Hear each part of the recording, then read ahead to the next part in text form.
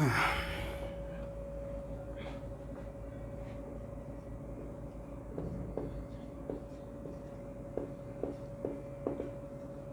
Lecture में नहीं आता है?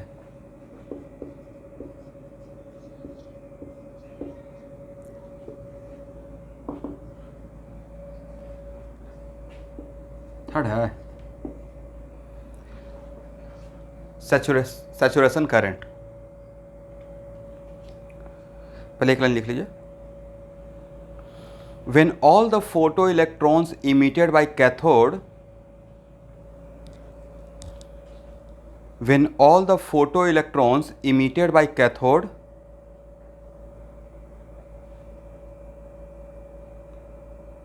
यहां पे ब्रैकेट में लिखना है इमीटर,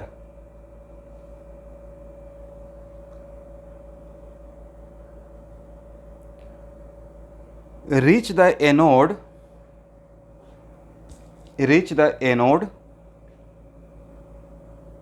ब्रैकेट में लिखना है collector,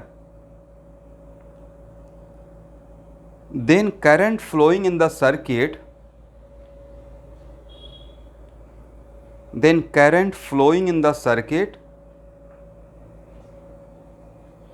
at that instant is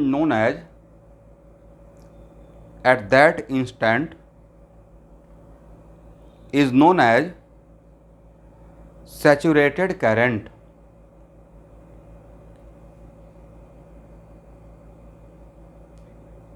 Yes.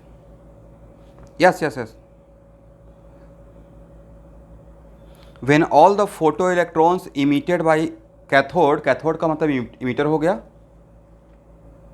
reach the anode का मतलब कलेक्टर हो गया यहाँ पे, then current flowing in the circuit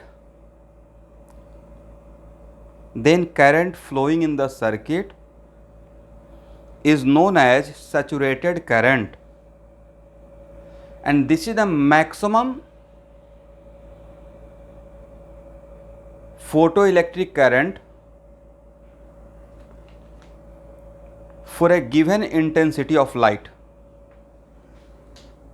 This is the maximum photoelectric current for given intensity of light.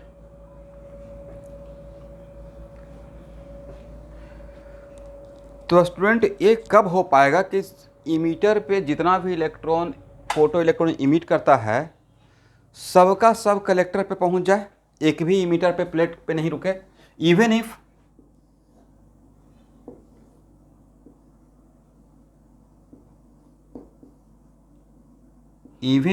Any electron having zero speed, ये कब हो सकता है?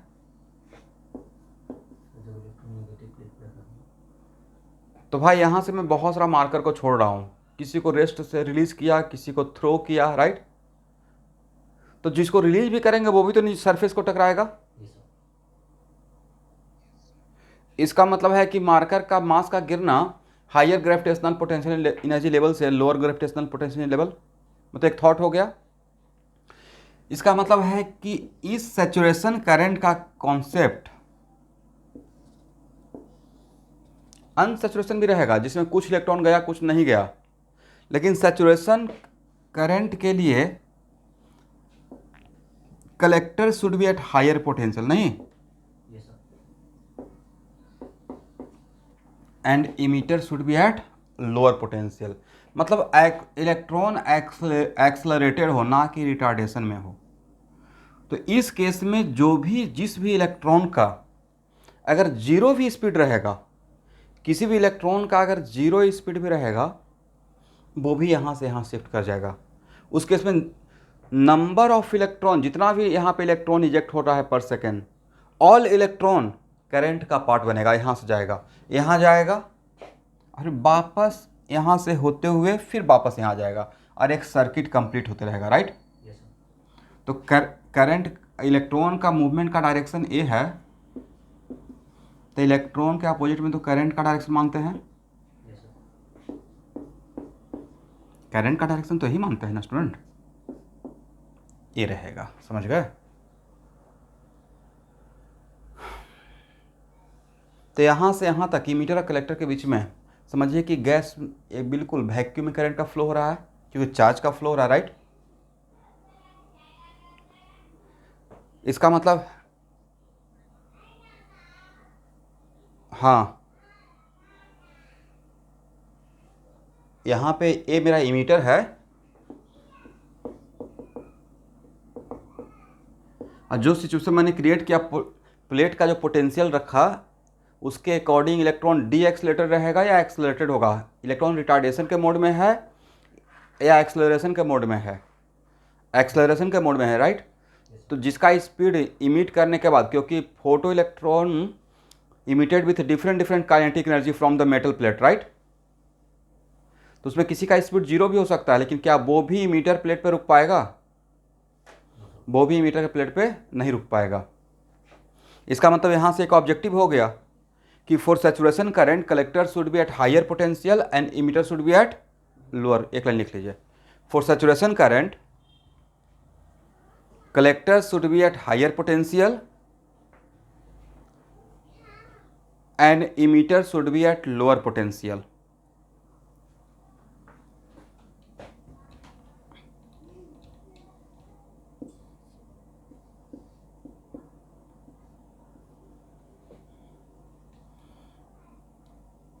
इसका मतलब ये हुआ, यहाँ देखिए स्टूडेंट, तो अगर एक केस बनाते हैं, थोड़ा सा इसको स्टडी कीजिएगा और थोड़ा सा माइंड को ब्रॉड कीजिए। तो इस केस के लिए not a single electron stop at emitter, यहाँ पे एक भी इलेक्ट्रॉन इस कंडीशन के लिए यहाँ पे नहीं रुकेगा। तो इसका मतलब मैंने बोला था for given intensity of light, तो sir what the meaning of for a given intensity of light? अब frequency should be greater than threshold frequency होना ही पड़ेगा, और एक क्या रहेगा, गिवन रहेगा। वजह है कि for given intensity of light, because intensity of light directly proportional to number of photo electron ejected. मैंने ये नहीं बोला कि जितना फोटोन आएगा उतना ही फोटो इलेक्ट्रॉन इजेक्ट होगा, बट अगर 1000 फोटोन पर सेकेंड अगर इमीटर के प्लेट पे फॉल कर रहा है तो हो सकता है उससे 200 इलेक्ट्रॉन फोटो इलेक्ट्रॉन इजेक्ट हो रहा है। तो अगर उसी को अगर हम लोग 2000 फोटोन्स को अगर हम लोग इंसिडेंट कराएं, डबल जस्ट इंटेंसिटी को डबल कर दें, तो वहाँ से मोटा मोटी एक रफली आइडिया तो निकालेंगे ना कि 400 फोटो इलेक्ट्रॉन निकलेगा from the same surface area. This is the वजह कि for given intensity of light, और वैसा लाइट जो इस कंडीशन को सेटिस्फाई कर रहा है, उसके लिए इस इंटेंसिटी ऑफ लाइट के लिए मैक्सिमम सैचुरेशन करंट होगा इस कंडीशन के लिए। मैंने यहाँ पर ये नहीं बोला कि इसका वैल्यू बड़ा होगा या छोटा होगा, बस पॉजिटिव होना चाहिए, हायर और ए लोअर, करेक्ट। अब भाई इसका वैल्यू अगर यहाँ पे पोटेंशियल डिफरेंस, इसका पोटेंशियल डिफरेंस बढ़ा पॉजिटिव है और इसका पोटेंशियल डिफरेंस बढ़ाएंगे तब क्या होगा? तो भाई तब यहाँ पे एक केस रहेगा जो कि ऑलमोस्ट निग्लिजिबल, उसको मानेंगे कि इलेक्ट्रॉन थोड़ा जल्दी पहुँच जाएगा, राइट, यहाँ से यहाँ, correct. Delta x equal to u x t plus half a x t square. तो एक्स ज़्यादा हो जाएगा, एक्सेलेरेशन ज़्यादा हो जाएगा तो थोड़ा फास्टली यहाँ से यहाँ पहुँचेगा, यहाँ से निकल कर यहाँ तक आने का इसका टाइम ड्यूरेशन कम हो जाएगा, करेक्ट। बस इतना फर्क पड़ेगा। Anyway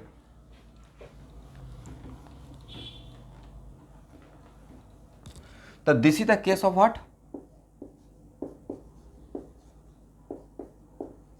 saturation current.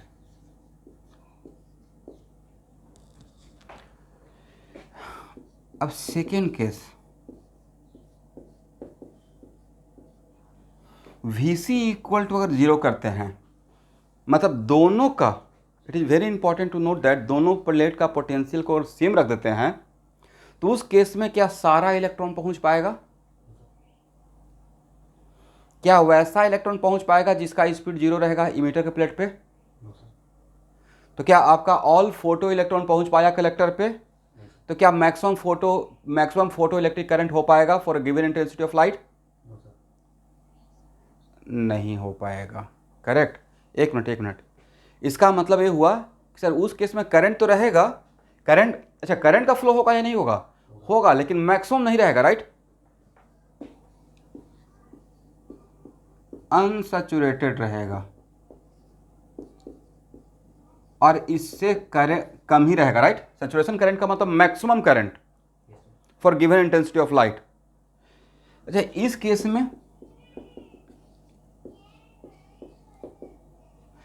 यहां तक क्या हुआ कि इलेक्ट्रॉन का ना ही एक्सेलरेशन रहा, ना इस कंडीशन के लिए ना ही इलेक्ट्रॉन का एक्सेलरेशन रहा, ना ही रिटार्डेशन रहेगा। तो जो इलेक्ट्रॉन जिस स्पीड से यहाँ से इजेक्ट हुआ उसी स्पीड से यहाँ पे जाके कोलाइड करेगा, करेक्ट। अब मैंने क्या किया कि इस कंडीशन को अप्लाई कर दिया। अब किसको हायर पोटेंशियल पर कर दिया, किसको लोअर पोटेंशियल पर कर दिया। इसका मतलब देखिए, अब इस डायग्राम को नहीं खराब करूंगा, मतलब बट यहाँ पे तो आप दिमाग दौड़ा सकते हैं ना कि मैं क्या सोच रहा हूँ। इसका मतलब इसको मैंने पॉजिटिव बना दिया और इसको जस्ट कनेक्टिविटी का बैटरी का उल्टा कर दिया। तो इस केस में इसके रेस्पेक्ट में इस केस में करंट ज़्यादा रहेगा या और भी कम हो जाएगा। सर यहाँ पे तो कम से कम जो भी इलेक्ट्रॉन इजेक्ट हो रहा था विथ फ्यू स्पीड भी, लिटिल स्पीड भी, वो भी यहाँ से यहाँ जाके जा रहा था, टकरा रहा था। बट इसमें इस यहाँ से this is the case of retardation, right, electron के लिए। तो इसके रेस्पेक्ट में यहाँ पे करंट और भी कम हो जाएगा, राइट। अब आपने क्या किया, कम करते करते VCE का वैल्यू माइनस VC का वैल्यू किसके बराबर कर दिए, इसके बराबर कर दिए, माइनस VS के बराबर कर दिए। तो VS क्या था, स्टॉपिंग पोटेंशियल। और स्टॉपिंग पोटेंशियल जब अप्लाई करते हैं तो स्टॉपिंग पोटेंशियल के लिए मैं पिछले क्लास में लिखवाया था कि स्टॉपिंग पोटेंशियल टर्म डिफाइन तभी होगा जब emitter at higher potential and collector at lower potential, and this is the minimum potential difference so that there is no current in the circuit, right. और उसके लिए VE माइनस VC का value हम लोग एक VS रखे थे। तो यहाँ पे अगर इसको ऐसे अगर कर दें तो माइनस ले सकते हैं ना कॉमन। तो VCE का वैल्यू क्या माइनस VS बोल सकते हैं। मतलब यहाँ से मैंने कनेक्टिविटी को उल्टा कर दिया और इसका वैल्यू अगर माइनस VS के बराबर कर दिया तो उस केस में करंट क्या रहेगा, 0 हो जाएगा, राइट। इसका मतलब इस केस में यहाँ तक अनसैचुरेटेड करंट रहेगा, थोड़ा करंट फ्लो होते रहेगा, बट यहाँ पे करंट इन द सर्किट बिल्कुल 0 हो जाएगा, क्योंकि हम लोग ने क्या किया, सबसे फास्टेस्ट इलेक्ट्रॉन को ही रोक दिया, राइट। तो भाई सबसे फास्टेस्ट इलेक्ट्रॉन भी just touching the collector, just before touching the collector रुक गया, तो उससे कम स्पीड वाला इलेक्ट्रॉन तो बीच रास्ते में ही रुक जाएगा। तो क्या हम लोग सर्किट को ब्रेक नहीं कर दिए।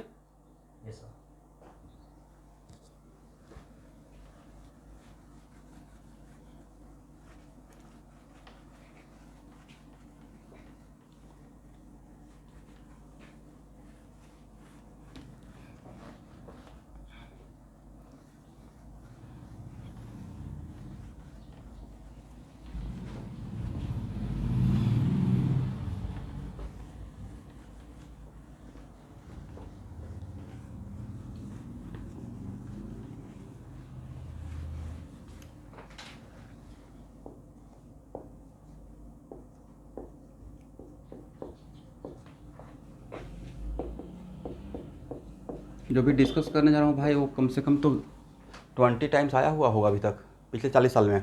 तो ध्यान से ग्राफ देख लेना है। इसमें कुछ क्रैश कोर्स के बच्चे हैं, बहुत इंपॉर्टेंट है।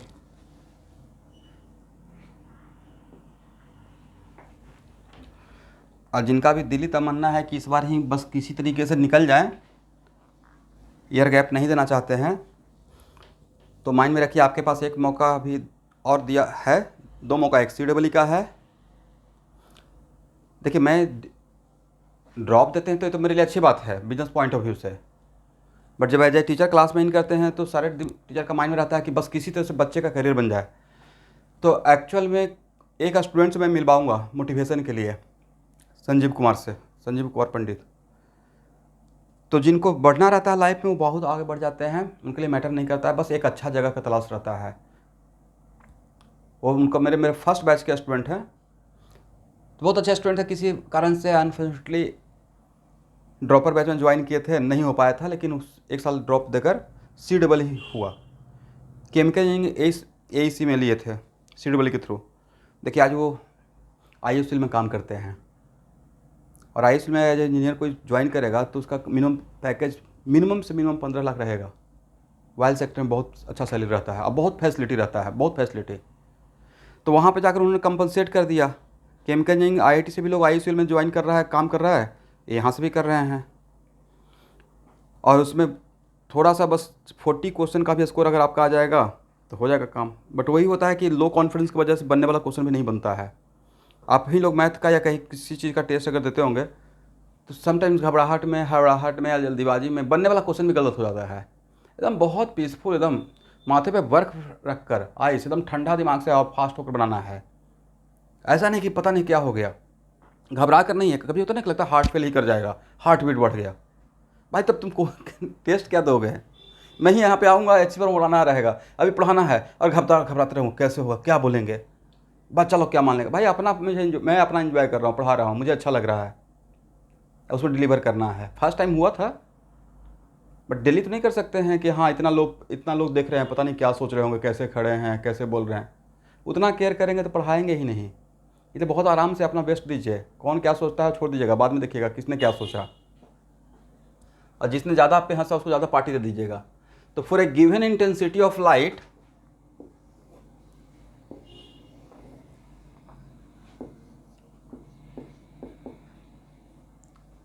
यहाँ पे क्या किसका हॉरिजॉन्टल एक्सिस में किसका मैंने लिया है, किसी एक प्लेट का पोटेंशियल है, पोटेंशियल डिफरेंस Vc, और यहाँ पे ए जीरो, यहाँ पे क्या रहेगा Vc 0, राइट। और कहीं पे तो आके Vc का वैल्यू -Vs के बराबर हो जाएगा। यहाँ के बाद मैंने क्या किया, यहाँ देखिए इस लाइन से इस तरफ एक केस है, और इस केस के लिए all electron emitted must goes to collector. इसका मतलब है कि सर जैसे ही इस जोन में आएंगे एकदम एक करंट, कांस्टेंट करंट मुझे नजर आएगा, समझ गए, for a given intensity of light. और मेरा मैक्सिमम करंट रहेगा, करेक्ट। तो सर आपने कांस्टेंट लाइन क्यों ड्रॉ कर दिया? क्योंकि सारा इलेक्ट्रॉन जो निकल रहा है वो कलेक्टर पे जा रहा है, करेक्ट। कोई भी इलेक्ट्रॉन इमीटर पर रुका नहीं है। For a given intensity of light अगर 100 इलेक्ट्रॉन पर सेकेंड आउट हो रहा है तो 100 का 100 कलेक्टर से कोलाइड कर रहा है, तो वो मैक्सिमम मेरा करंट रहेगा। और मैक्सिमम करंट के लिए कंडीशन क्या रहेगा, Vc should be greater then 0, right. Okay, और यहाँ पे आकर जस्ट यहाँ पे आके थोड़ा सा ये नीचे आएगा, लेकिन यहाँ पे मान के चलिए कि यहाँ पे है 0 से थोड़ा भी ऊपर कर दिए, ये वैल्यू से थोड़ा भी ऊपर, तो सारा इलेक्ट्रॉन चला जाएगा। उसके बाद जैसे ही आपने कनेक्टिविटी को उल्टा किया, एमीटर को हायर पोटेंशियल, कलेक्टर को लोअर पोटेंशियल, वहाँ से ही रिटार्डेशन हो गया, तो सारा इलेक्ट्रॉन का जाना कम हो गया। तो करंट ज़्यादा होगा या कम होना शुरू हो जाएगा? कम होना शुरू हो जाएगा, राइट। और नहीं लगता कि यहाँ पे करंट 0 रहेगा? तो ये एक्सपेरिमेंटल ऑब्जर्वेशन है कि करंट वर्सेस Vc का ग्राफ ऐसा निकलता है, ठीक है। करंट वर्सेस Vc का क्या बोले, फिर से बोलिए। सिग्माइड कर्व मतलब, अरे सिग्मा जैसा, साइन के जैसा नहीं, मतलब it is not kind of sine. ये आपको नहीं पूछा जाएगा कि कर्व का नेचर क्या है, मतलब I will assure you, no one going to ask you कि हाँ एक कर्व क्या होगा, इसका इक्वेशन क्या रहेगा, मतलब आज तक नहीं पूछा गया है। इसका कोई फंक्शन डिफाइन ही नहीं है। अगर डिफाइन रहता तो मेरे नॉलेज में भी रहता कि हाँ किस तरीके से इलेक्ट्रॉन कम हो रहा है। बट ये पता है कि करंट इलेक्ट्रॉन कम हो जाएगा जाना, तो करंट का वैल्यू क्या होगा, ड्रॉप होगा। और ड्रॉप होते होते कहाँ पे आकर 0 हो जाएगा, इस पॉइंट पे 0 हो जाएगा, राइट। एक करंट वर्सेस, मैंने किसका ग्राफ ड्रॉ कर दिया, एक करंट वर्सेस Vc का। जब Vc का वैल्यू पॉजिटिव, तो अब Vc का वैल्यू बड़ा पॉजिटिव या नेगेटिव, छोटा पॉजिटिव के लिए सैचुरेशन करंट सेम ही रहेगा। तो सर सेम क्यों रहेगा, बड़ा करंट और छोटा करंट के लिए वहाँ पे जो टाइम गैप है ना इमीटर कलेक्टर का, उसको ऑलमोस्ट नेग्लिजिबल मानिए कि जल्दी पहुँच गया या देर से पहुँचा। ऑलमोस्ट सारा इलेक्ट्रॉन पहुँच रहा है, चाहे इसका वैल्यू 2 वोल्ट हो या 4 वोल्ट हो। All electron emitted from emitter must goes to collector. तो नंबर ऑफ फोटो इलेक्ट्रॉन के लिए कोई कमी हो नहीं रहा, दैट्स वाई इस जोन में ऑलमोस्ट सेचुरेशन करंट कांस्टेंट नजर आता है for a given intensity of light, correct. मतलब ये वैल्यू मैं maximum for given intensity of light के लिए बोल रहा हूं, करेक्ट ना। और यहां पे आकर क्या हो जाएगा 0, क्योंकि सर ये तो स्टॉपिंग पॉइंट, ये तो यहां से ही इस जोन में, ये पूरा जोन कौन सा जोन था, एक्सेलरेशन का या रिटार्डेशन का। अरे ये पूरा जोन कौन सा है, एक्सेलरेशन ऑफ इलेक्ट्रॉन का, समझ गए। तो इस ग्राफ को समझने में किसी को प्रॉब्लम, चलिए, क्योंकि सबसे ज़्यादा डिफिकल्टी यही मुझे समझाने में होता है कि सर यहाँ पे 0 क्यों हो गया। तो अब जैसे ही VC का वैल्यू यहाँ से निगेटिव है, और निगेटिव होते हुए इतना के बराबर अगर हो गया, मान लेते हैं VS 20 वोल्ट है, तो यहाँ पे VC का कितना होना पड़ेगा -20 वोल्ट, राइट। बजाय यहाँ पे हम लोग कलेक्टर और माइनस इमीटर का वैल्यू वहाँ पे पुट कर रहे हैं, ओरिएंटल एक्सिस में किसका वैल्यू ले रहे हैं, इमीटर माइनस कलेक्टर का या कलेक्टर माइनस इमीटर का, कलेक्टर माइनस इमीटर का। ओके,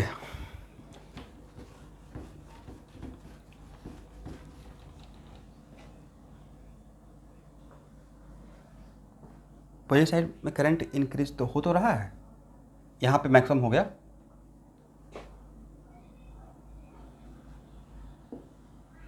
नहीं, VC directly proportional to I नहीं था, मैंने बोला था कि for positive value of VC current is maximum not directly all photo electrons. तो यहाँ पे for given intensity of light मान लेते हैं कि 200 फोटो इलेक्ट्रॉन निकल रहा है, तो VC का वैल्यू 2 वोल्ट रहे या VC का वैल्यू 4 वोल्ट हो जाए, जाना तो 200 इलेक्ट्रॉन को ही है, राइट। तो सर ये थोड़ा जल्दी चला जाएगा, थोड़ा देर से आएगा, थोड़ा देर से जाएगा, दोनों के इसमें डिफरेंस ये हो सकता है। तो उस टाइम गैप को हम लोग नेग्लिजिबल मान रहे हैं, उतना माइक्रो लेवल पे हम लोग अभी नहीं सोच रहे हैं, समझे। दोनों के इसमें नंबर ऑफ चार्ज पार्टिकल जो इमीटर से निकला कलेक्टर पे जाने का, दोनों के इसमें डिफरेंट रहेगा या सेम ही रहेगा। इसका वैल्यू कम ज़्यादा करने से नंबर ऑफ फोटो इलेक्ट्रॉन पे तो कोई फर्क नहीं पड़ेगा, फर्क पड़ेगा, आई एग्री, थोड़ा देर, लेकिन उसको इतना स्पीड इतना ज़्यादा रहता है कि उसको हम लोग ऑलमोस्ट नेग्लिजिबल मानते हैं, ठीक है।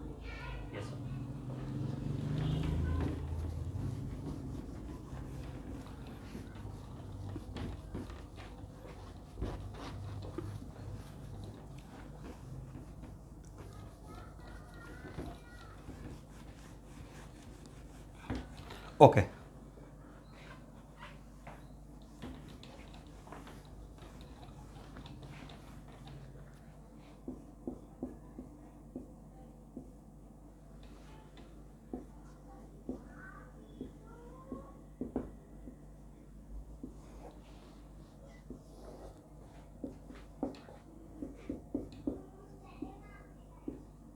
इंटेंसिटी ऑफ लाइट को मैं कांस्टेंट रखा हूँ स्टूडेंट, ठीक है।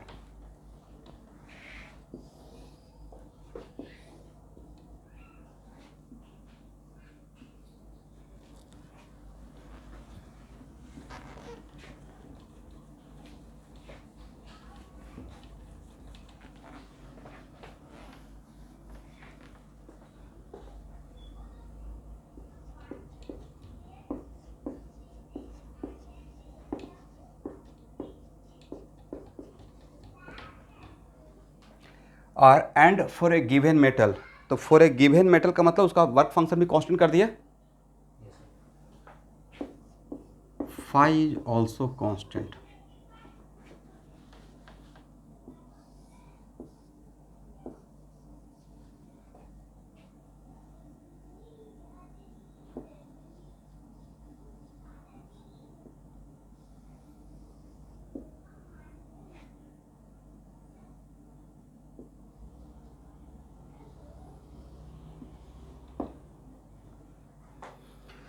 और 2 ग्राफ दिखाए हैं, तो बताइए किस ग्राफ के लिए it is very important to note that कि मैक्सिमम करंट दोनों का सेम है, राइट। आई मैक्स मतलब सैचुरेशन करंट, तो सैचुरेशन करंट सेम है, इसका मतलब number of electron ejection same हो रहा है, राइट। दोनों केस में इलेक्ट्रॉन इजेक्ट हो रहा है, तो दोनों ग्राफ के लिए, इन दोनों ग्राफ के लिए डैम श्योर है कि फ्रीक्वेंसी थ्रेशोल्ड फ्रीक्वेंसी से ज़्यादा है, करेक्ट।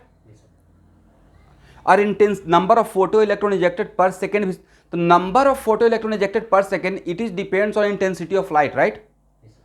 जब इलेक्ट्रॉन इजेक्ट होना शुरू हो गया तो उसका नंबर किस पर डिपेंड करता है, इंटेंसिटी ऑफ लाइट पे, करेक्ट। बट किसका स्टॉपिंग पोटेंशियल ज्यादा है,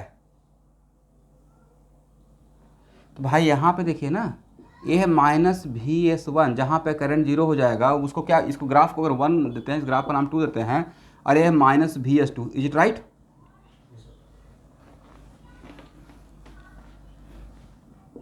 तो क्या बोल सकते हैं, -VS2 लेस देन -VS1, इसका मतलब है VS2 greater than VS1।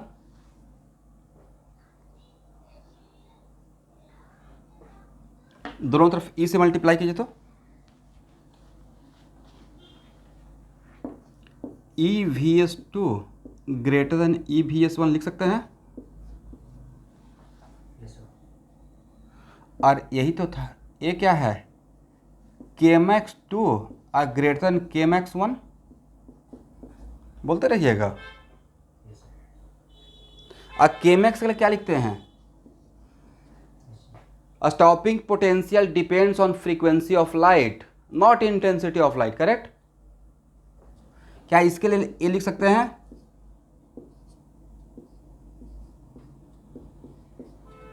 Correct है ना एवरीवन। इसका मतलब हो गया 𝛎2 ग्रेटर देन 𝛎1, ये ऑब्जेक्टिव आ जाएगा भाई आप लोग का। इसका मतलब है कि यहाँ पे दोनों का स्टॉपिंग पोटेंशियल डिफरेंट था बट सैचुरेशन करंट सेम था। इसका मतलब अगर आप, तो इसी को ऑप्शन में HC वर्मा, देखिए मैं HC वर्मा का ऑब्जेक्टिव भी आपको सॉल्व करवा दिया। इसमें अगर ऑप्शन सेट करना रहता तो मैं ऐसे ऑप्शन सेट करता, पहला option 𝛎1 greater than 𝛎2 and I1 greater than I2, I1 represent intensity of light. तो ये तो ऐसे ही रिजेक्ट हो जाता, सैचुरेशन करंट सेम है तो इंटेंसिटी ऑफ लाइट भी सेम रहेगा, करेक्ट।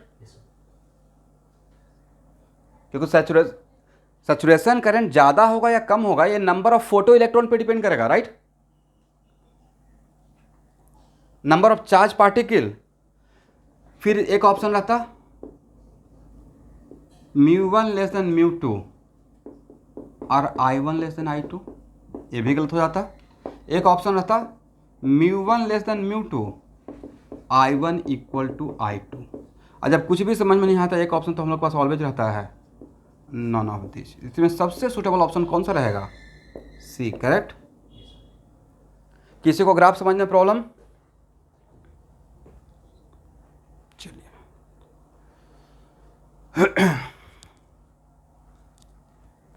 इसको हटाएं।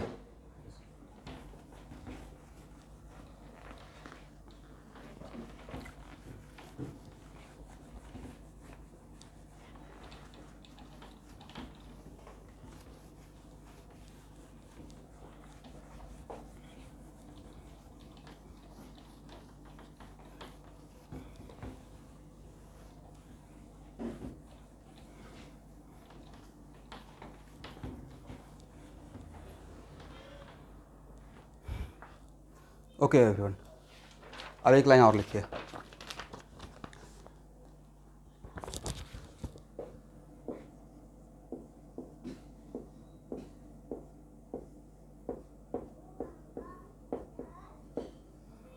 Intensity of light directly proportional to saturation current. But ये बात बोलने के लिए एक कंडीशन के साथ ही बोलिएगा, when frequency greater than threshold frequency, right. अब फ्रीक्वेंसी थ्रेशोल्ड फ्रीक्वेंसी से कम रहेगा तो वहाँ पे करंट का फ्लो होगा क्या, इलेक्ट्रॉन ही इजेक्ट नहीं होगा, नॉट अ सिंगल इलेक्ट्रॉन। इसलिए intensity of light directly proportional to saturation current, correct.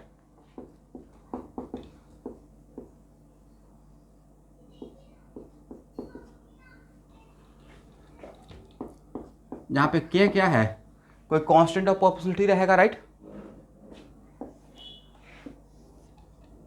तो I versus intensity of light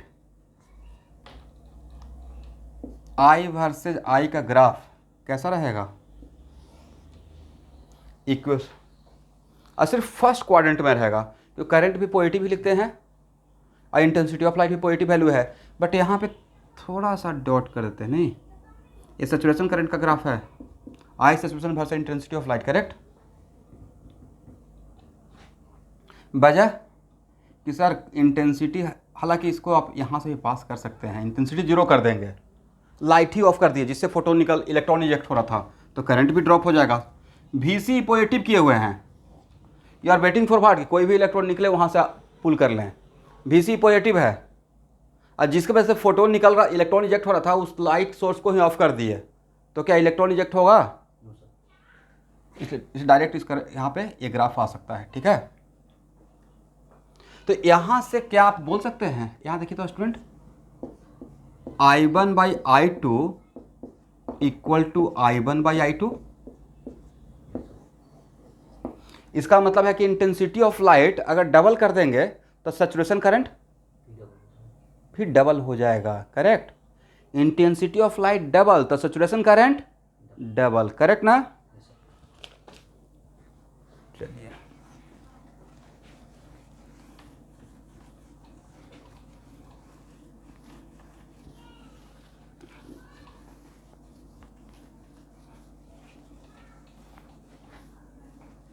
अब होता क्या है ना कि एक्चुअल में ग्राफ अगर मैं जो देखता हूँ तो लोग बच्चों को कंफ्यूज करने के लिए ग्राफ को एक ही ग्राफ में सब कुछ दिखा देते हैं। यहाँ पे इंटेंसिटी ऑफ लाइट, यहाँ पे VC और यहाँ पे ही करंट भी।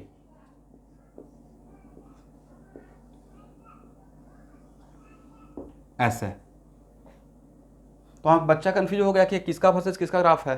तो ये ग्राफ और इस ग्राफ को अगर देखते रहेंगे तो एक करंट वर्सेस आई का ग्राफ था, राइट।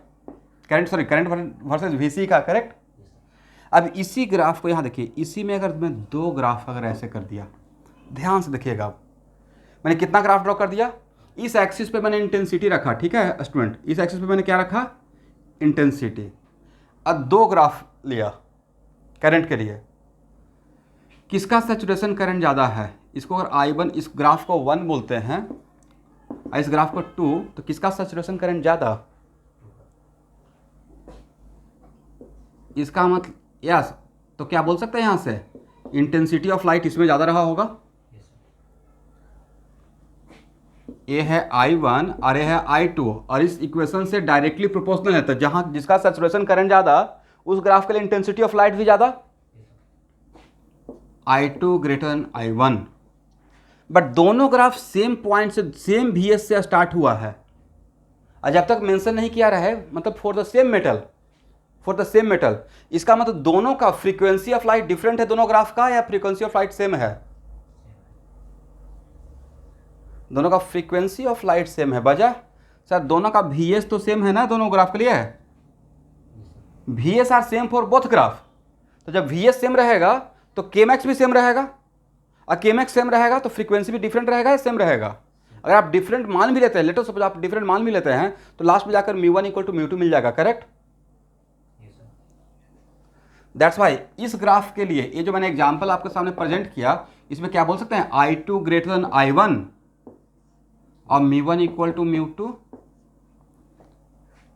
ये दूसरा ऑब्जेक्टिव बन गया, समझ गए।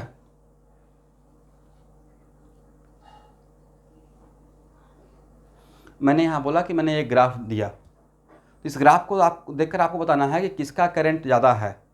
अरे जो कर्व ग्राफ है वो करंट को रिप्रेजेंट करता है, तो किसका सैचुरेशन करंट ज़्यादा है, तो सर ऑब्वियसली इसका सैचुरेशन करंट ज़्यादा है। तो अगर इसका सैचुरेशन करंट ज़्यादा है मतलब इसका इंटेंसिटी ऑफ लाइट भी ज़्यादा रहेगा। बट दोनों का फ्रीक्वेंसी डिफरेंट है या दोनों का फ्रीक्वेंसी सेम है, तो सर ग्राफ तो सेम जगह से स्टार्ट हुआ है, राइट। तो सेम मान लेते हैं, लेट अस सपोज इसका फ्रीक्वेंसी μ1 और इसका फ्रीक्वेंसी μ2 मान भी लेते हैं। बट भाई दोनों का Kmax तो सेम है। Kmax क्यों सेम रहेगा, जब Kmax दोनों का सेम रहेगा तो Kmax इक्वल टू Kmax लिखेंगे। Kmax क्यों सेम रहेगा, क्योंकि दोनों का माइनस VS वाला पॉइंट सेम है। इसका मतलब दोनों का स्टॉपिंग पोटेंशियल सेम है, और स्टॉपिंग पोटेंशियल सेम रहेगा तो E से मल्टीप्लाई करेंगे तो Kmax मिलेगा, और के मैक्स के लिए क्या लिखेंगे, h nu 1 minus 5 equal to h nu 2 minus 5।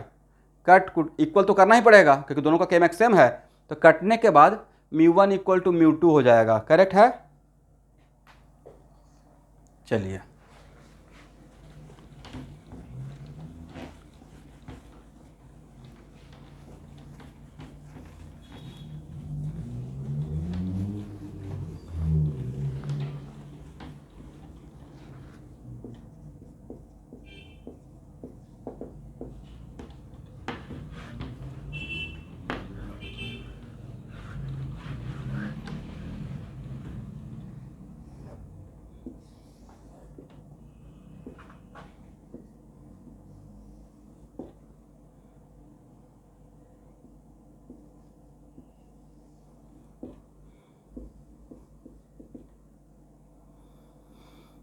चलिए ये ग्राफ देखिए, इस ग्राफ का नाम 1 है, इस ग्राफ का नाम 2 है। इसमें फ्रीक्वेंसी किसका ज़्यादा, इंटेंसिटी किसका ज़्यादा?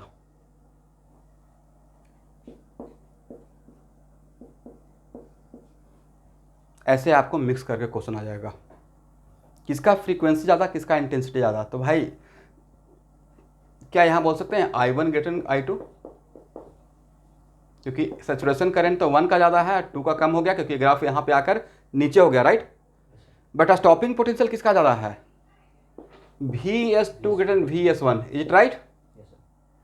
तो Kmax2 ग्रेटर देन Kmax1, यहाँ से क्या प्रूफ कर देंगे, μ2 ग्रेटर देन μ1, μ2 ए आने का प्रबल संभावना रहेगा, समझे ऑब्जेक्टिव में। अगर मुझे कुछ आने का चांस क्या रहेगा, ऑलरेडी बहुत बार आ चुका है, लेकिन आएगा तो ऐसा नहीं कि रिपीट नहीं होगा, आप लोग के टाइम पे भी मिक्स करके आ सकता है, तो मिक्स करके आएगा तो पहचान जाइएगा। स्टॉपिंग फ्रीक्वेंसी के लिए यहाँ देखेंगे और इंटेंसिटी के लिए यहाँ सैचुरेशन करंट देखेंगे, राइट। तो अब कैसे भी इस क्वेश्चन को ऊपर नीचे करके मिक्स करेंगे, बना लीजिएगा।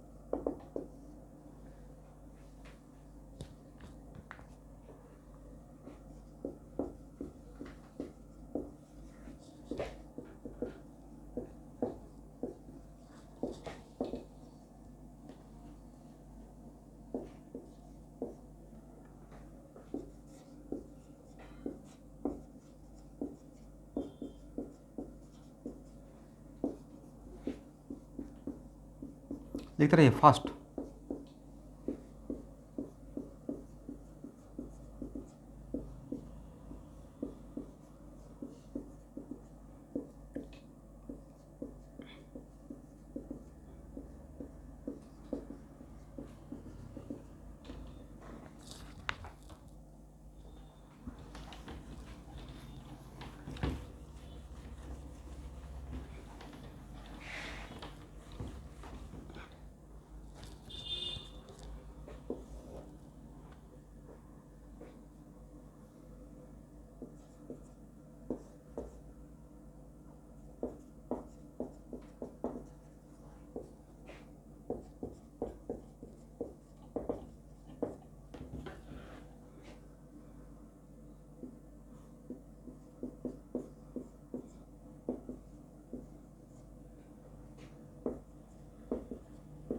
W का मतलब वाट, इंटेंसिटी का फार्मूला ही होता है total energy per unit time per unit area. तो दिस बाई दिस हो गया वाट, करेक्ट। वाट बाई एरिया, और एरिया को ऐसा ही सिस्टम देखते हैं मीटर, तो ऊपर में जाकर मीटर के पावर -2 हो जाएगा।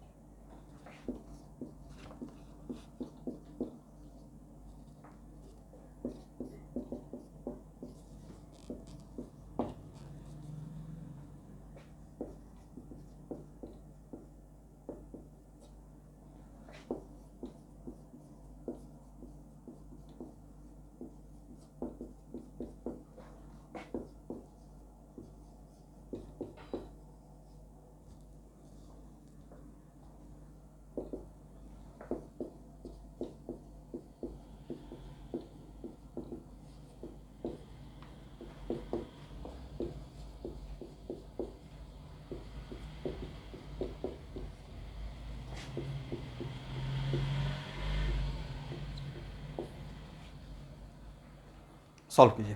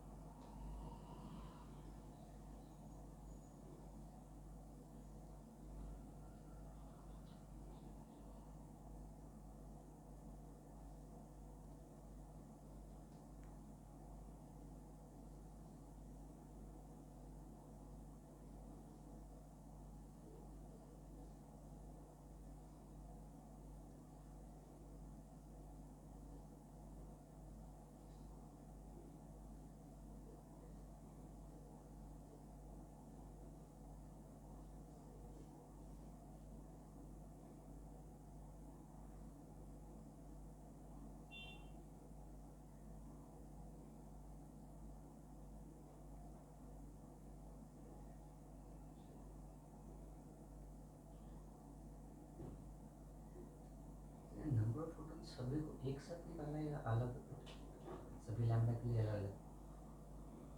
एक मिनट, सभी एक साथ सबका निकालना है।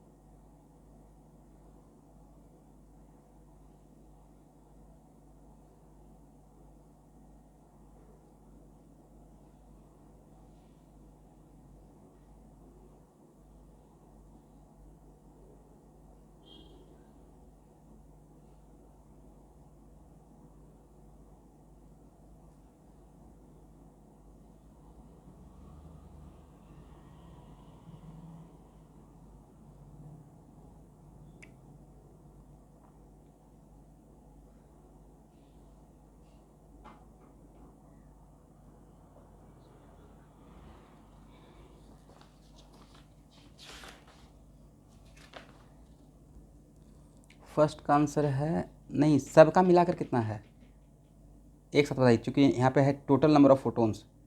9.3 into 10 to the 10। आंसर है 1 पॉइंट।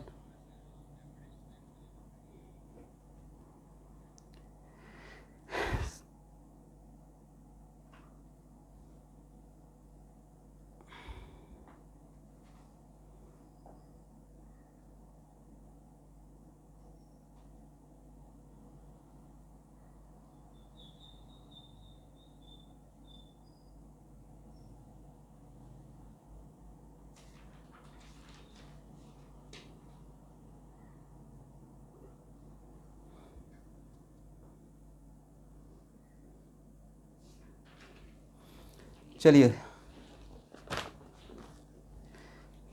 इस क्वेश्चन को सॉल्व करने के लिए सबसे पहले क्या करेंगे स्टूडेंट, सबसे पहले तो हम लोग को देखना है कि इसमें यहाँ पे हो गया,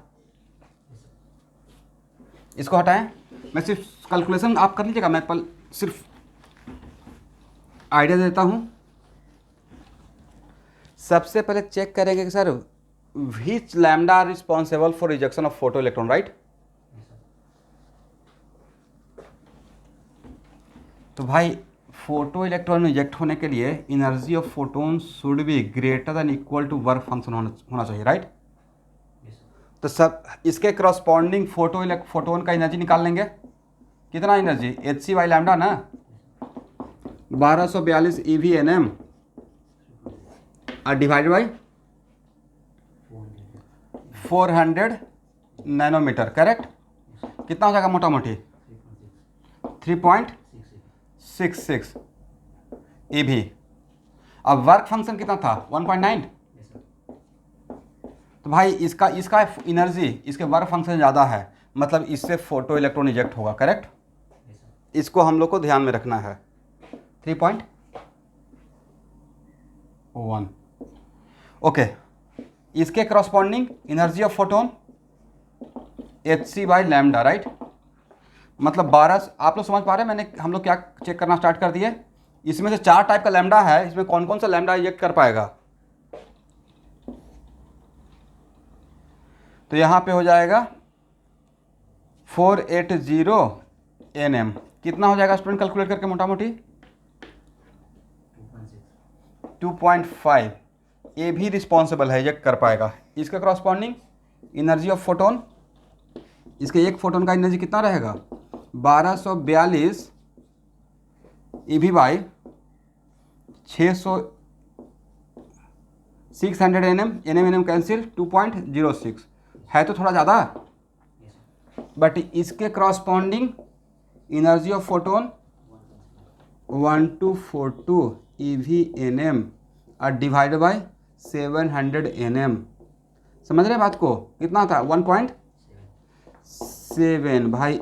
इसका एनर्जी इस कंडीशन को सेटिस्फाई नहीं कर रहा है, मतलब λ4 is not responsible for photo electron, correct. मतलब हम लोग को λ1 से λ2 और λ3 इन तीनों का ही देखना है, करेक्ट। तो इन तीनों का अलग अलग निकाल के पर सेकेंड और जोड़ देंगे तो वही तो मेरा आंसर रहेगा।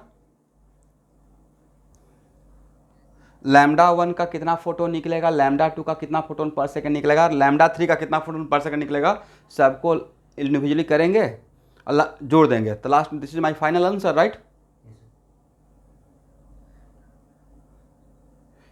लैम्डा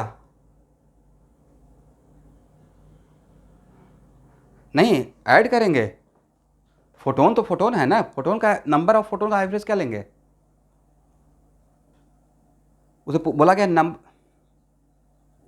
क्या बोले, नहीं उसमें क्वेश्चन में है कि हर लैम्डा का इंटेंसिटी सेम है, each lambda having the same intensity.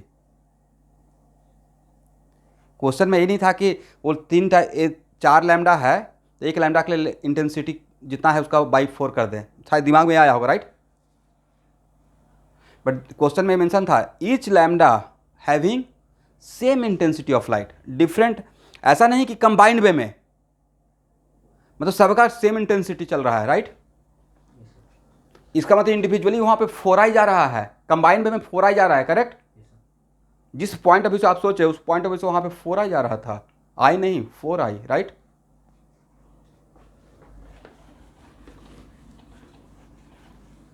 Yes this is the answer.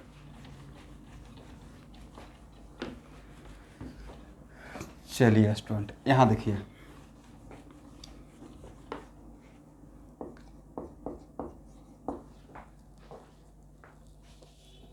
जब तक आप लोग बना रहे थे तब तक मैं भी छोटा सा काम कर लिया, व्हाट्सएप पे मिल गया होगा नहीं। Number of photon per second equal to क्या बोल सकते हैं, टोटल एनर्जी पर सेकेंड और divide by energy of photon, total energy per second और divide by energy of 1 photon, correct. तो ये तो number of photons per second falling है, लेकिन हर फोटोन रिस्पॉन्सिबल है इलेक्ट्रॉन इजेक्ट करने के लिए, अकॉर्डिंग टू ऐसा होता नहीं है बट एजम्पशन किया गया है, करेक्ट।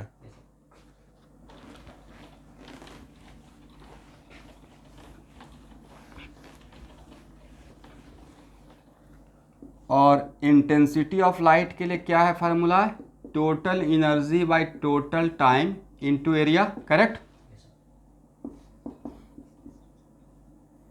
एजम्पशन तो लिखा हुआ है क्वेश्चन में कि हर फोटोन रिस्पॉन्सिबल है 1 इलेक्ट्रॉन इजेक्ट करने के लिए, क्वेश्चन पूरा बढ़िया से पढ़िए।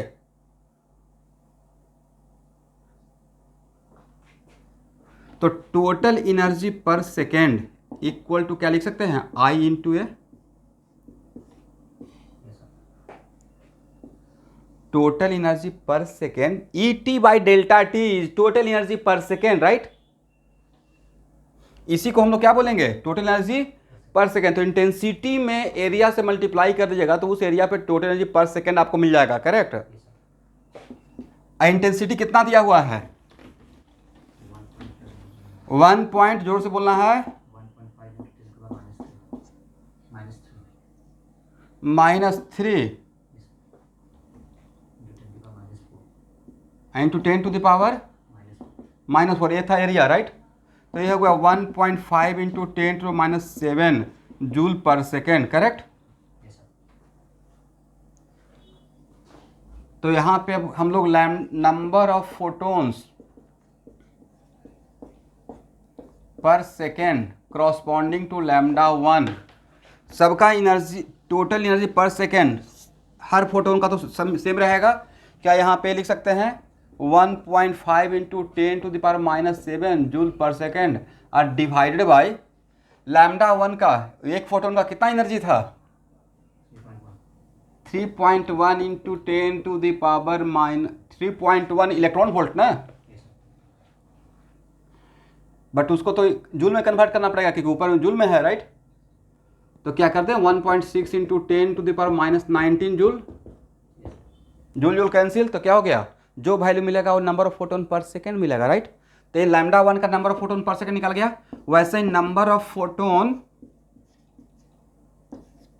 पर सेकेंड लैम्डा 2 का, तो सर 1 ऊपर वाला वैल्यू तो सेम रहेगा सब में पर सेकेंड और डिवाइडेड बाई लैम्डा 2 का कितना एनर्जी था 2.5 इंटू 1.6 इंटू 10⁻⁻19, करेक्ट। ये हो गया number of photon corresponding to lambda 2। Number of photon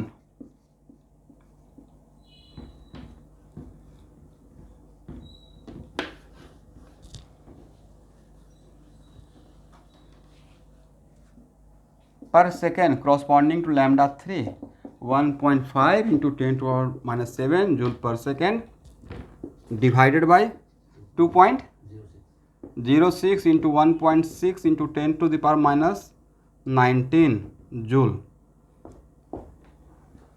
अब इसमें निकाल लीजिए और ऐड कर दीजिएगा।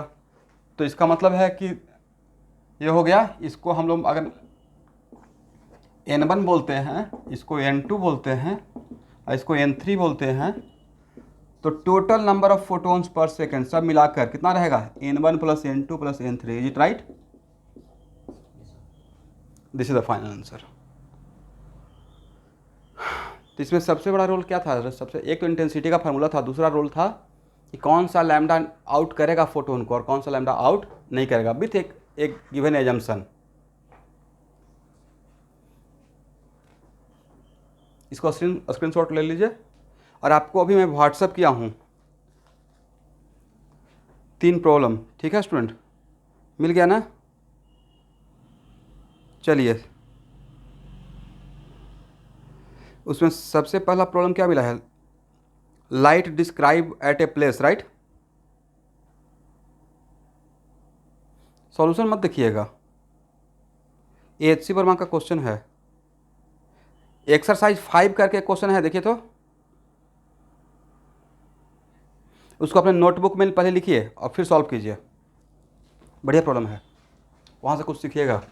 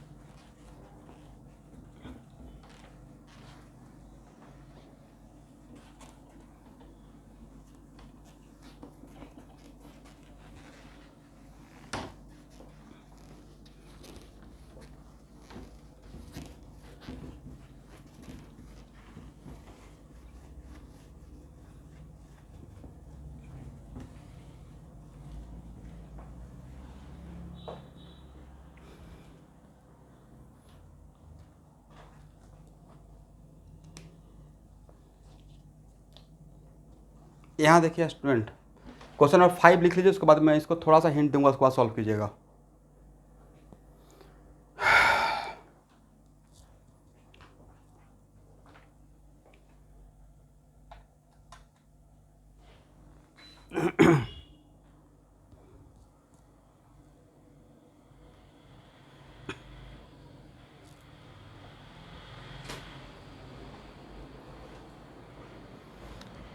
सब लोग लिख पाए? चलिए देखिए, अभी आप लोग को मैं वेव नहीं पढ़ाया हूँ, तो अभी मेरे ऊपर ट्रस्ट करके बस इतना ही जानिए कि इस टाइप का कुछ अगर मिलता है, तो फाइल लिखने से भी डरता हूँ, क्योंकि फाइल नहीं तो वर्क फंक्शन समझ लीजिएगा। चलिए वेव के इक्वेशन में इसको बोलते हैं एम्पलीट्यूड, ठीक है। और यहाँ पे इसे बोलते हैं एंगुलर फ्रीक्वेंसी, नॉट फ्रीक्वेंसी, क्या बोलते हैं स्टूडेंट? Angular frequency. इसको बोलते हैं phase difference, initial phase difference, correct, phase. और एंगुलर फ्रीक्वेंसी और फ्रीक्वेंसी में रिलेशन ये है कि एंगुलर फ्रीक्वेंसी इक्वल टू होता है 2πμ। इसको आप ऐसे भी देख सकते हैं, टाइम पीरियड, यहाँ पे किसी का ऑडियो ऑन हो गया है, टाइम पीरियड इक्वल लिखते हैं 2π/ω, और टाइम पीरियड के लिए 1/फ्रीक्वेंसी भी लिखते हैं। तो यहाँ से भी क्रॉस मल्टीप्लाई कीजिएगा तो पता चल जाएगा कि ओमेगा इक्वल टू 2πμ, राइट। तो और एंगुलर फ्रीक्वेंसी दिया रहेगा तो फ्रीक्वेंसी निकाल लेंगे आप लोग, ω/2π। चलिए,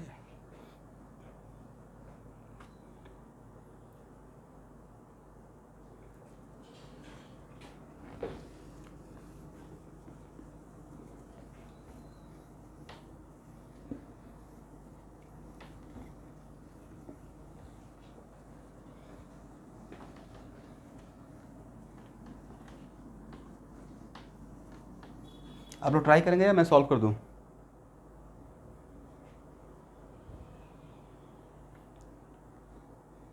एक बार ट्राई कीजिए। HCB का सेकेंड वॉल्यूम,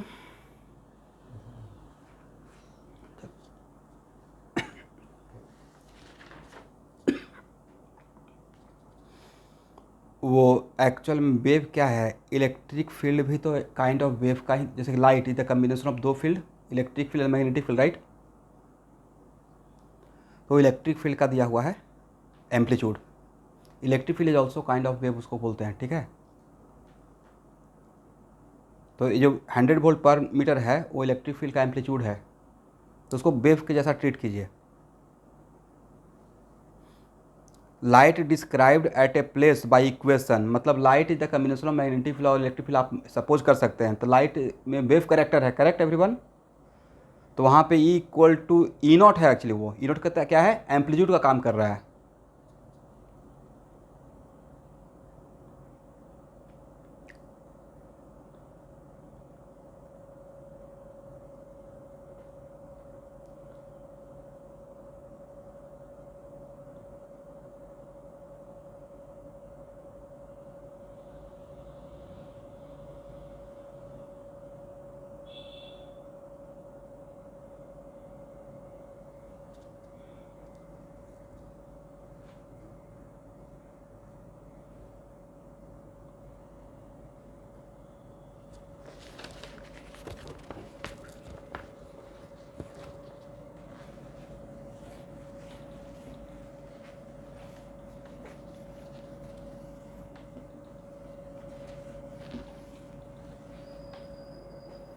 इससे भी जरा लेकर आ जाओ ना, कोई बात नहीं, रहने दो रहने दो।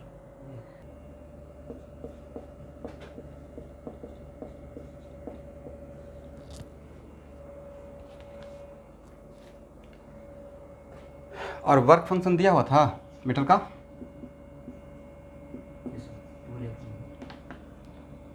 टू ई भी। भाई यहाँ पे क्वेश्चन था कि find out the maximum kinetic energy of electron. तो माइन्यूटली ऑब्जर्व कीजिएगा तो हम लोग सरफेस पे दो टाइप का फ्रीक्वेंसी फॉल करवा रहे हैं, राइट। एक ω1 और एक ω2, करेक्ट ना। इसका मतलब जो लाइट जा रहा है having only one type of frequency, कैसे इससे पहले का प्रॉब्लम में 4 टाइप का वेवलेंथ था, राइट। वैसे यहाँ पे जो लाइट जा रहा था only one type of frequency का लाइट हम लोग दे रहे थे, या 2 फ्रीक्वेंसी का लाइट दे रहे थे। और हर एक रहेगा मेरा μ1, और μ1 के लिए क्या रहेगा ω1/2π, एक रहेगा μ2। आप लोग समझ पाए, अगर इसको ω1 बोलते हैं और इसको अगर ω2 बोलते हैं, इसका मतलब this is the combination of 2 different type of wave, right. This is the combination of 2 different type of wave. तो इसके लिए ω2/2π, इसका मतलब है कि सर जब फ्रीक्वेंसी दो टाइप का है तो केमेक्स वाला इलेक्ट्रॉन भी तो दो टाइप का रहेगा। केमेक्स 1 के लिए क्या लिखेंगे, H-1 - 5। समझे मेरे बात को, फ्रीक्वेंसी दो टाइप का था, हर फ्रीक्वेंसी के लिए एक अलग टाइप का केमेक्स। लेकिन उन्होंने ये नहीं बोला कि find Chemex for each frequency, उन्होंने बोला कि मैक्सिमम काइनेटिक एनर्जी। तो मैक्सिमम काइनेटिक तो केमेक्स का होता है। इसका मतलब इन दोनों में भी जिसका सबसे ज़्यादा वैल्यू है उसका वैल्यू बताना था, राइट। समझे क्वेश्चन का थीम। मतलब यहाँ पे मिक्सचर में कॉम्बिनेशन में जितना भी इलेक्ट्रॉन है उसमें दो टाइप का केमेक्स है, तो दो टाइप का केमेक्स है। और तब मैं पूछाऊँगा, तब यहाँ पे पूछा गया है कि सबसे ज़्यादा फिर काइनेटिक किसका, तो जिसका केमेक्स ज़्यादा रहेगा, क्योंकि अपने फ्रीक्वेंसी में सबसे ज़्यादा काइनेटिक केमेक्स वाले इलेक्ट्रॉन का ही होता है। तो इसके करस्पॉन्डिंग केमेक्स वाले इलेक्ट्रॉन का सबसे ज़्यादा रहेगा काइनेटिक एनर्जी, इसके करस्पॉन्डिंग अपना केमेक्स में सबसे ज़्यादा रहेगा। बट इन दोनों में जिसका केमेक्स ज़्यादा रहेगा, this is the my answer, right. तो किसका फ्रीक्वेंसी ज़्यादा है सर, इसका फ्रीक्वेंसी ज़्यादा है, राइट। तो मेरा आंसर क्या रहेगा, फाइनल आंसर। आप लोग समझे क्वेश्चन का थीम एवरीवन। फाइनल आंसर रहेगा KMax2, समझ गए, H-2 -5। This is the final answer. ये भी क्वेश्चन डिजर्व करता है जेईई में, ठीक है।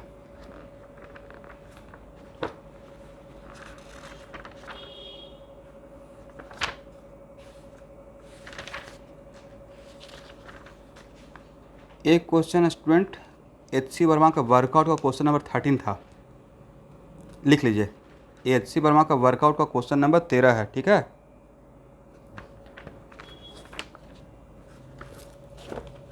और यही वर्कआउट का सबसे लास्ट क्वेश्चन था।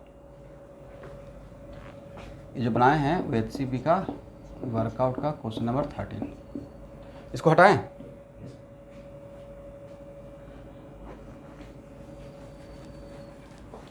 अब यहाँ से एक चीज़ और सीखिए।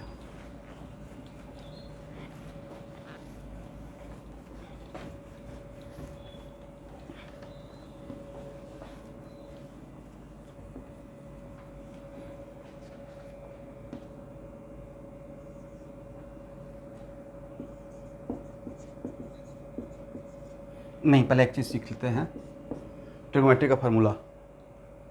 Sign a plus sine b, 2 sine a sine b equal to क्या होता है,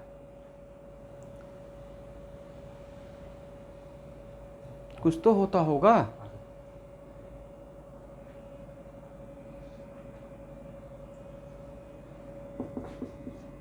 कॉस ए प्लस बी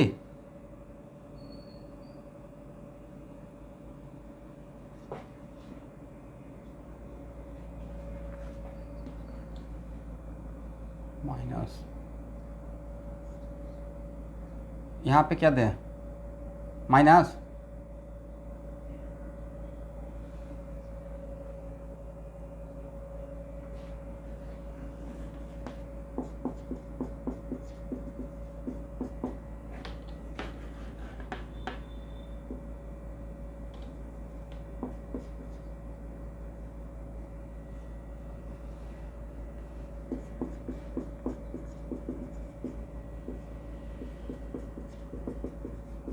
अभी तो सही है।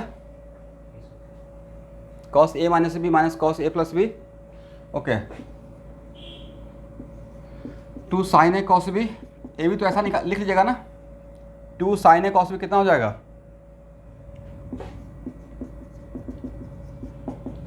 साइन ए, वेरी गुड। मतलब कहने का सेंस है कि ट्रिग्नोमेट्री का फार्मूला हम लोग को आता है, ऐसे दिया रहेगा student, y equal to a sine ω1t और कॉस ω2t, समझ गए ना। Sine y equal to a sine ω1t plus into, plus नहीं है, कॉस ω2t। तो this is also the equation of wave, but it is combination of 2 wave जिसका frequency नहीं, यही तो गड़बड़ हो जाएगा। वो फॉर्मूला इसका ऐसे तोड़ कर देखना है, साइन और कॉस को अलग अलग करके, तब वो पता चलेगा, समझे। इनटू के फॉर्म में रहेगा तब नहीं। तो यहाँ पे y इक्वल टू कुछ तो था बात कि यहाँ पे फिर से ट्रिग्नोमेट्री पढ़ना स्टार्ट कर दिए। तो y इक्वल टू कितना लिखेंगे, यहाँ देखिए, a sine omega 1 plus omega 2 into t plus a sine omega 1 minus omega 2 into t, right.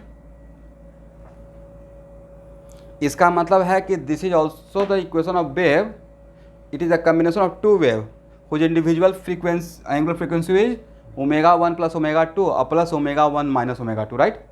Angular frequency negative नहीं होता है, तो यहाँ पे जब निगेटिव रहेगा तो उसको उल्टा कर लीजिएगा, यहाँ पे माइनस देखे, करेक्ट।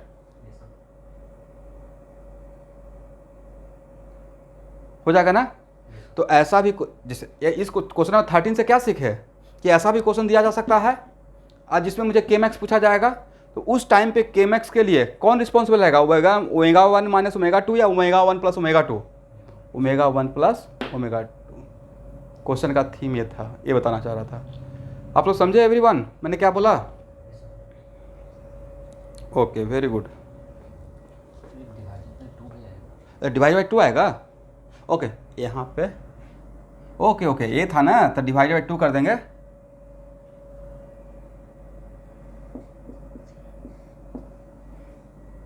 a/2 कर लेते हैं, अब तो सही है।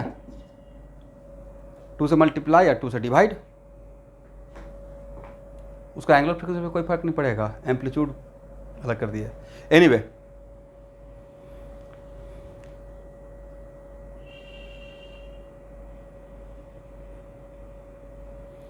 चलिए एक क्वेश्चन होगा, eliminating the surface of certain metal alternatively, ठीक तो है क्वेश्चन, बनाइए।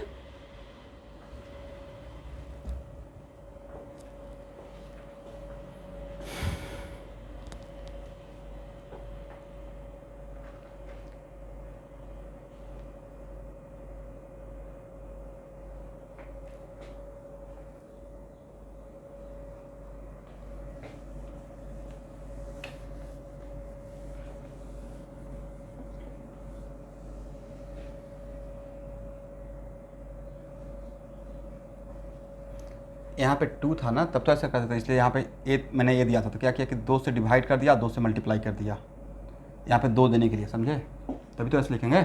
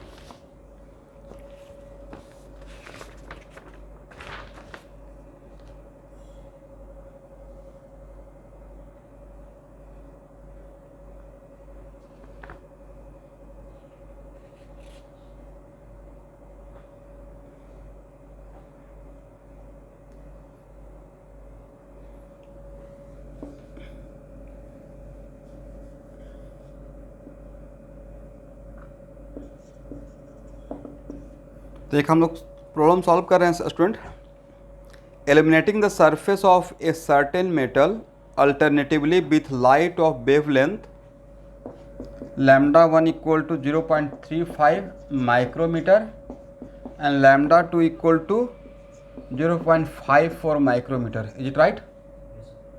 It was found that the corresponding maximum velocity, मतलब मैक्सिमम स्पीड से मतलब है, इस velocity of photo electron have a ratio eta equal to 2 find the work function of the metal. Actually ये क्वेश्चन बहुत आसान सा क्वेश्चन है, लेकिन ये एरोड का क्वेश्चन है, बट ये है बहुत आसान। सबसे पहले बताइए कि मेटल सेम है तो किसके क्रॉसपॉन्डिंग स्पीड ज़्यादा रहेगा? जिसका लैम्डा कम उसका फ्रीक्वेंसी ज़्यादा, इसका तो इसके क्रॉसपॉन्डिंग स्पीड ज़्यादा रहेगा और इसका क्रॉसपॉन्डिंग स्पीड कम रहेगा, राइट। इसका मतलब के, और सबसे ज़्यादा स्पीड किसका रहेगा? के मैक्स का, राइट। तो डायरेक्ट के वन इक्वल टू क्या लिख सकते हैं? H c by lambda one और -5, और K two equal to h c by lambda two -5। अगर डिवाइड कर देंगे तो क्या, और कि half m v one square by half m v two square equal to h c by lambda one -5 divided by h c by lambda two -5। Half m cancel हो जाएगा क्योंकि दोनों में तो इलेक्ट्रॉन ही है, राइट। अब v1 बाई v2 का whole square equal to h c by lambda one -5 और divided by h c by lambda two, और इसका वैल्यू 350 नैनोमीटर। क्या डायरेक्ट लिख दें? कन्वर्ट कर लीजिएगा आप लोग, 550 नैनोमीटर। और ए वैल्यू कितना हो जाएगा? 4। v1 बाई v2 का रेशियो दिया था 2, तो 2 का स्क्वायर 4। तो भाई ए पता ही है, ए पता है और ए भी पता ही है, ओनली अननोन तो 5 है। क्या यहाँ से सॉल्व नहीं कर लेंगे 5 का वैल्यू? चलिए एक जल्दी से बहुत आसान सा क्वेश्चन है जो लास्ट क्वेश्चन होगा। A metallic surface is irradiated with monochromatic. Monochromatic का मतलब एक ही टाइप का फ्रीक्वेंसी भेज रहा हूँ, of light of variable wavelength above a wavelength of 5000 angstrom, no photoelectrons are emitted from the surface. With unknown wavelength, a stopping potential is 3V. Find the unknown wavelength. Last question try कीजिए। नहीं गया है क्या? अच्छा, एक ही question 2 बार भेज दिया। लिखिए, a metallic surface is irradiated, a metallic surface is irradiated with monochromatic light. A metallic surface is irradiated with monochromatic light. भाई बहुत बड़ा समस्या है, बच्चे क्लास बीच में छोड़कर सिर्फ अटेंडेंस लगा कर चले जाते हैं, बड़ा बाद में पछताएंगे। और मुझे टेंशन होता है करियर को लेकर उनका, मतलब इस बात के लिए नहीं होता है कि हम क्लास मेरा छोड़ दिए, क्योंकि जिस पॉइंट ऑफ व्यू से मैं देख रहा हूँ कि एक एक चीज़ बहुत अच्छे से छोटा प्रॉब्लम अब बड़ा से बड़ा प्रॉब्लम पे ग्रिप होना पड़ेगा। A metallic surface is irradiated with monochromatic light of variable wavelength. यहाँ तक लिख लिया। above a wavelength of 5000 angstrom, no photoelectrons are emitted from the surface. Above a wavelength of 5000 angstrom, comma, no photoelectrons are emitted from the surface. Full stop. With an unknown wavelength,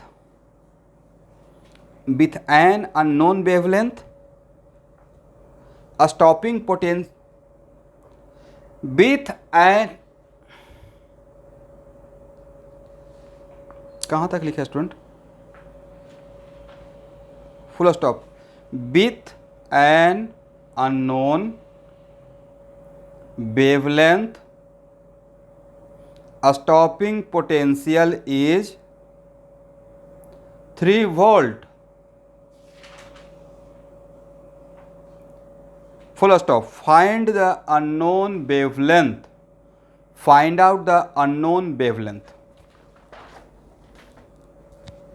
2 bar question पढ़िए fastly.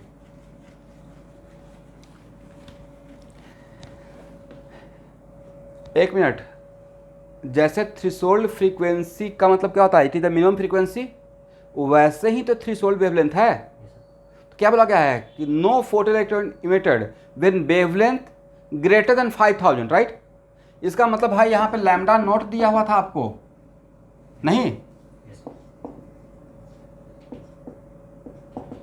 मतलब ये मेरा lambda naught था, correct ना everyone? तो क्या यहाँ से फाई निकल जाएगा h c by lambda naught से? यहाँ से वर्क फंक्शन निकालने के लिए पहला लाइन था। अब 1242 EV/nm और divided by 500 nm, nm cancel, क्या यहाँ से फाई निकाल लेंगे? और फिर दिया हुआ था कि एक अननोन वेवलेंथ भेज रहे हैं, जिसके वजह से मुझे स्टॉपिंग पोटेंशियल 3 वोल्ट क्रिएट करना पड़ रहा है। क्या केमेक्स निकाल लेंगे उस इंफॉर्मेशन से? EVS मतलब 3 इलेक्ट्रॉन वोल्ट, और K max equal to HC by lambda minus 5, 3 electron volt equal to HC by lambda minus 5। तो HC by lambda equal to कितना? 3 इलेक्ट्रॉन वोल्ट माइनस 5 प्लस 5 हो जाएगा ना। और 5 का वैल्यू कितना?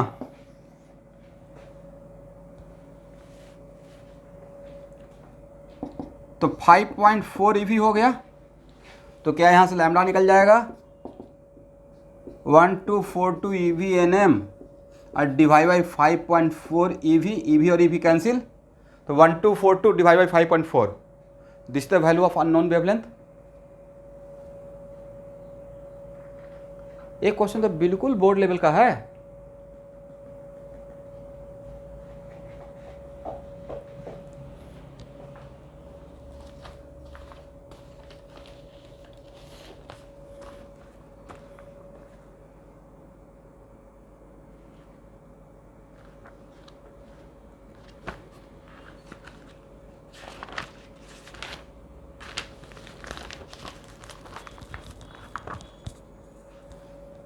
इसको हटाया जाए।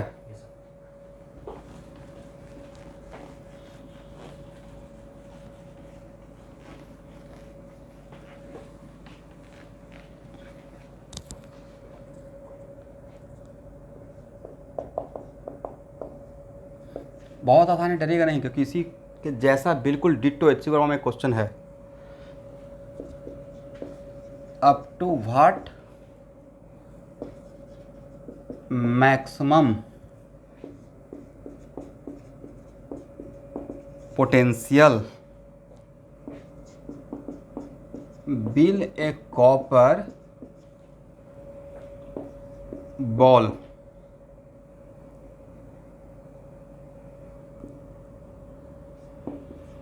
is to be charged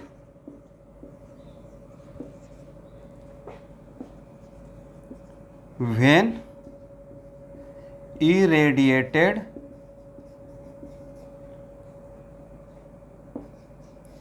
by electromagnetic wave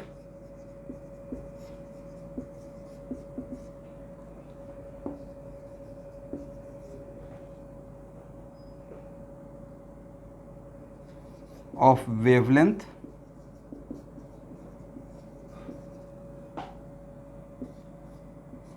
lambda equal to 140 nanometer if work function of copper equal to 4.07 electron volt.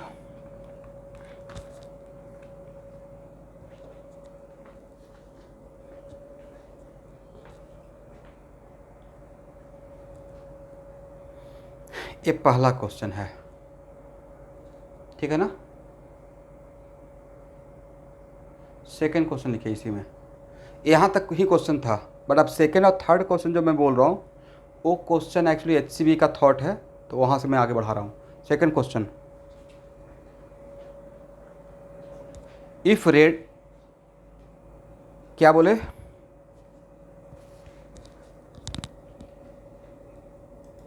इसी का सेकंड पार्ट, इसी क्वेश्चन का सेकंड पार्ट बोल रहा हूँ। सेकंड पार्ट है,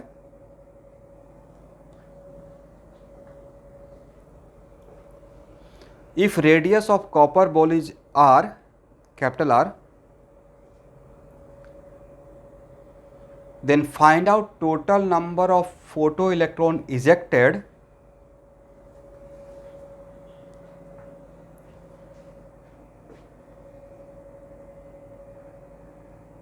find out total number of photo electron ejected before stopping the ejection of electron. ये दो क्वेश्चन हम लोग को सॉल्व करना है, ठीक है everyone. Yes, if radius of copper ball is capital R, if radius of copper ball is capital R, then find out total number of photoelectron ejected before stopping the ejection of photoelectron।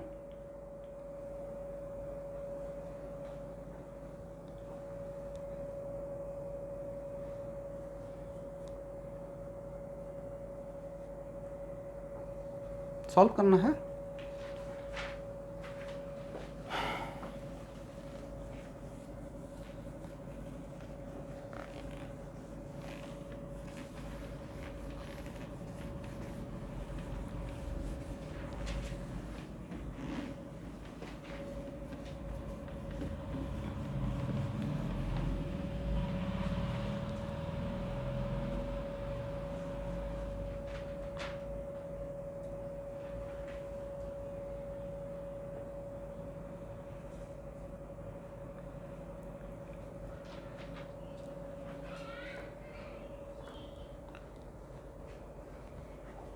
Next photo electric effect का जो class रहेगा बहुत important है for engineering side के student के लिए, and it is less important for medical वाले, लेकिन मेडिकल वाले भी बच्चे क्लास 12th के हैं वो अटेंड कर लेंगे। और क्रैश कोर्स वाले को चीज़ अभी नहीं चाहिए लगेगा, करना चाहेंगे मैं आईडी भेज दूंगा, कर लीजिएगा। Problem related to momentum of photon, it is very much important for engineering, ठीक है।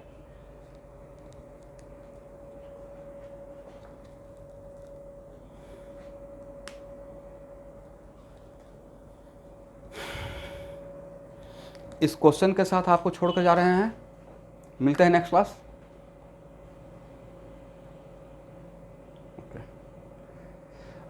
और अब आप लोग को बोल दिया है कि ऐसा ही क्वेश्चन एचसीबी में है तो उसका हेल्प मत लीजिएगा, अभी पहले खुद से ट्राई कीजिएगा। मैं नेक्स्ट क्लास में दोनों क्वेश्चन खुद से ले लूँगा, ठीक है।